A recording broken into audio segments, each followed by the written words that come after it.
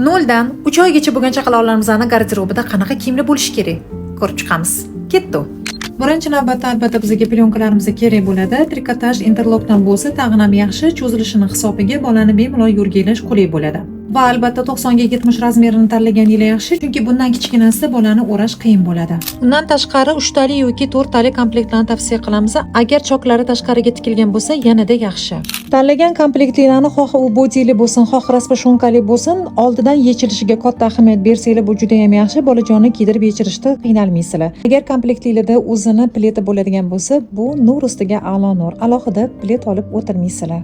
3 oygacha bo'lgan bolajonlarning garderobida bo'lishi kerak bo'lgan zarurat bu qorin dam bo'lishiga qarshi bo'lgan poyezimiz bo'ladi. Qorin og'riqlariga bu eng zo'r yechim bo'ladi. Chaqaloqga paypoq tanlayotganingizda albatta tepa qismiga ahamiyat beringlar, bolani oyog'ini siqmasligini ta'minlab bersin. Chaqaloqning boshini formasini yaxshi ushlab berishi uchun ortopedik yostiqlarimiz ham kerak bo'ladi. Va eng zarur narsalarimizdan biri bu salfetkalarimizni orqasiga qo'yish uchun ham xizmat qiladi va ovqatlantirayotganda, qusganda artish uchun kerak bo'ladigan kichkina variantlardan ham foydalansanglar bo'ladi.